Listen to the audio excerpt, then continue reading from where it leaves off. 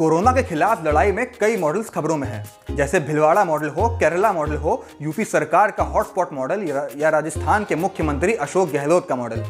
लेकिन इस सब के बीच हम एक मॉडल की चर्चा करना भूल गए। चाइना से सिर्फ 150 किलोमीटर दूर एक द्वीपनुमा देश, जहां कोरोना संक्रमण से मौतें दहाई का आंकड़ा भी नहीं छू पाईं। आखिर इस देश के हाथ ऐसा कौन सा फॉर्मूला लग गया? नमस्कार दोस्तों, आप देख रहे हैं जिंदा डेमोक्रेसी। आज हम बात करेंगे ताइवान मॉडल के बारे में। सोचने वाली बात है कि कैसे ताइवान, जो कि चाइना का बिल्कुल इमीडिएट नेबर है, वहां कोरोना एक महामारी का रूप नहीं ले पाया। यहां कुछ सही और महत्वपूर्ण कदम तो उठाए गए होंगे कि कोविड-19 के एपिसेंटर चाइना से सिर्फ 150 किलोमीटर दूर लोकेटेड इस देश में कुल पॉजिटिव केस लगभग 400 और मौतें केवल 6 हुई हैं। दिसंबर 31 को जब चाइना ने WHO को कुछ अननोन निमोनिया पेशेंट्स की जानकारी दी, तभी से ताइवान में वुहान से आ रहे पेशेंट्स की मॉनिटरिंग शुरू कर दी गई। एयरपोर्ट वगैरह में भी सख्ती बढ़ा दी गई। पैंडेमिक के शुरुआती दौर में ही एक बड़ा ही जरूरी कदम उठाया गया। मेडिकल फैसिलिटीज के अंदर वर्क ग्रुप साइजेस को रिड्यूस किया गया। इससे क्या हुआ?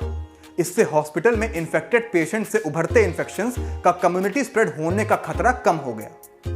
जैसे एक मछली पूरे तालाब को गंदा कर देती है, वैसे ही अस्पताल के एक क्षेत्र को संभालने वाले कर्मचारियों के आकार और वहां देखरेख के अंदर रोगियों की संख्या के आधार पर एक संक्रमण पूरे वार्ड की सुरक्षा को खतरे में डाल सकता है। दूसरे शब्दों में, कम रोगियों के लिए कम कर्मचारी सदस्य जिम्मेदार होते हैं। हालांकि रेशियो स्थिर रहता है। सेंट्रल एपिडेमिक कमांड सेंटर के एक टॉप ऑफिशियल ने अनाउंस किया कि hospitals are establishing separate entry and exits for in and out patients to control the spread through regular traffic in the hospital. इसी के साथ ही साथ हॉस्पिटल्स की एंट्री ताइवान के एयरपोर्ट को रिजेंबल करने लगी, यानी दोनों जगह ही विजिटर्स एक टेम्परेचर चेक पॉइंट से गुजरकर आएंगे, क्योंकि फीवर भी कोरोना का एक सिम्टम है। अस्पताल क्षेत्रों की सफाई और डिसइंफेक्शन करने के लिए सख्त नियमों के साथ ताइवान के अस्पताल वायरस उपचार वातावरण को प्रभावी ढंग से बंद करने में सक्षम रहा। अप्रैल के शुरुआती में ताइवान का पॉजिटिव केस काउंट 300 पर खड़ा था, 5 मौतों के साथ। हालांकि कुल आंकड़े काफी कम है, लेकिन फिर भी अगर पहले मेंशन किए गए प्रिवेंटिव मेजर्स के बावजूद केसेस में एक सडन ग्रोथ होती है, तो उसके लिए भी ताइवानीज गवर्नमेंट का बैकअप प्लान तैयार है।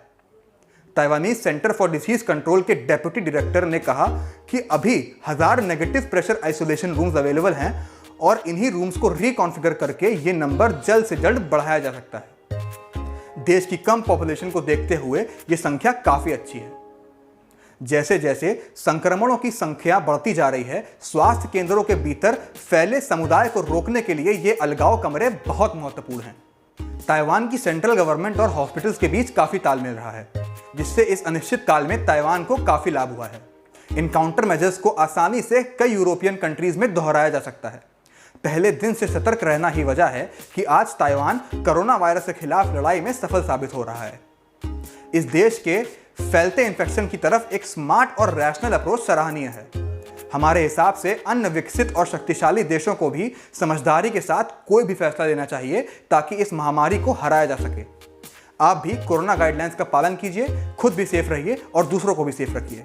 और देखते रहिए जिंदा डेमोक्रेसी। यूट्यूब पर हमें सब्सक्राइब कीजिए और बेल आइकन दबाइए। फेसबुक, इंस्टाग्राम और ट्विटर पर हमको लाइक, फॉलो और शेयर जरूर कीजिए। मेरा नाम है समर्थ, कैमरे के पीछे है मेरे दोस्त मानस।